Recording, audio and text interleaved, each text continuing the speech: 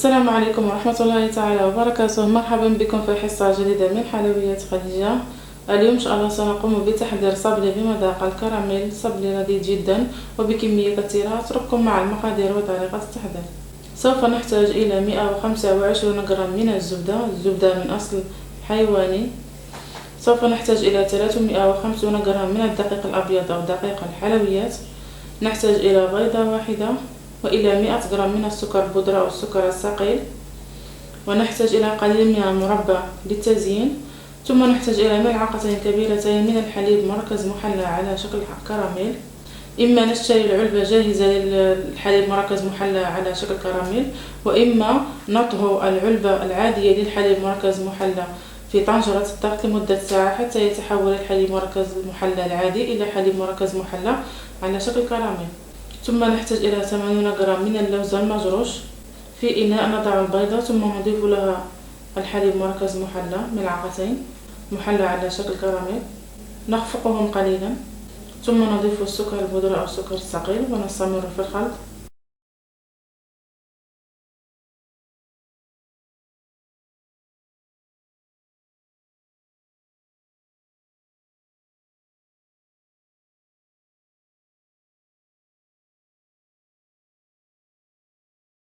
ثم بعد ذلك سأقوم بإضافة الزبدة، نحاول تفتيتها.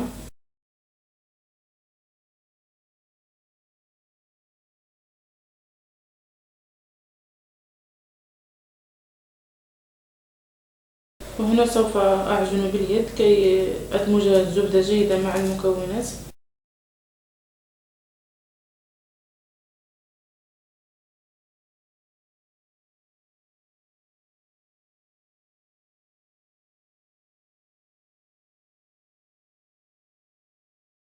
سوف أقوم بخلط الزبدة جيدا مع المكونات وأضيف الدقيق تدريجيا حتى أضيف كمية بأكملها من الدقيق.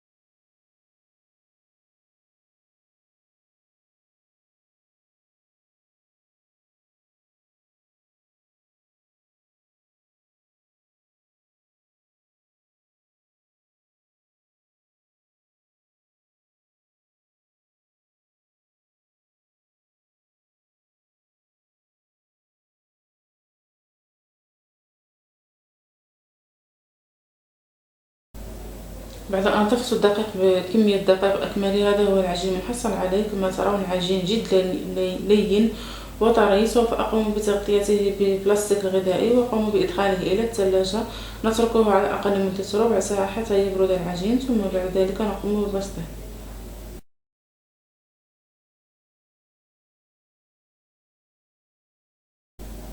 الآن سوف أقوم ببسط العجين وأضعه في كيس بلاستيكي على هذا الشكل، وأقوم بتغطيته كذلك بالكيس بلاستيكي، ثم أقوم ببسطه حتى يصير العجين رقيق.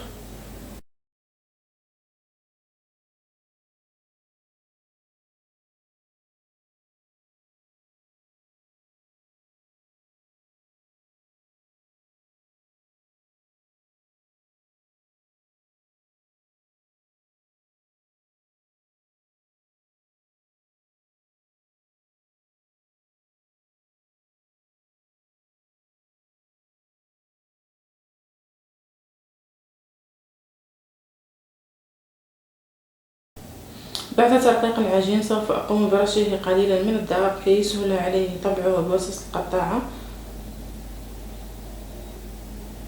وهنا سوف أستعمل قطاعة ذات شكل أسطواني. يمكنكم استعمال أي شكل طابعة أنتم تفضلونه أو على حسب المتوفر لديكم. سأقوم بطبع العجين ثم أرفع القطعة المطبوعة من العجين وأضعها في صينية مفروشة بورق الطبخ أو مرشوشة في الدقيق.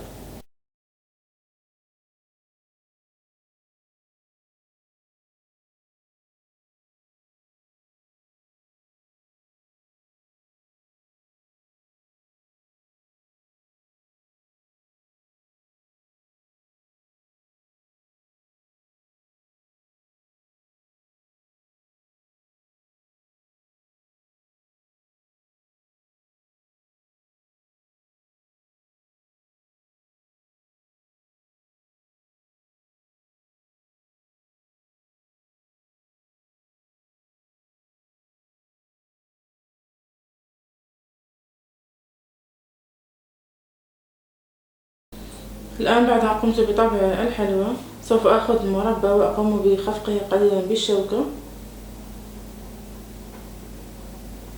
ثم أخذ فرشاة حلويات وأقوم بدهن الصبلة من الوجه بواسطة المربى على هذا الشكل.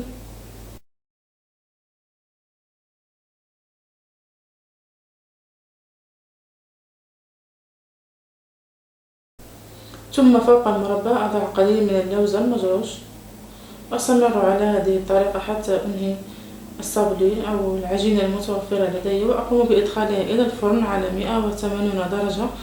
أشعل الفرن من الجهتين، يعني من الأسفل ومن الأعلى، وأترك الصبلي حتى يتحمر ثم نخرجه من الفرن.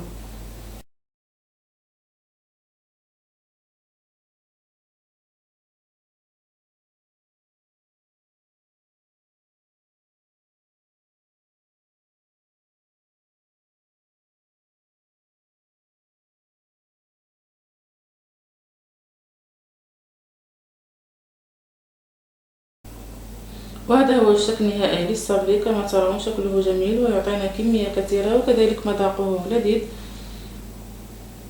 هذه الكمية أعطتني تقريبا 60 حبة، وكما ترون من الداخل يكون قوامه على هذا الشكل لذيذ جدا وهش. أتمنى أن تنال وصفة اليوم إعجابكم، وإذا أعجبكم المقطع لا تنسوا الضغط على زر الإعجاب، ولا تنسوا مشاركة المقطع والاشتراك في القناة. إلى حصة مقبلة إن شاء الله. السلام عليكم ورحمة الله تعالى وبركاته.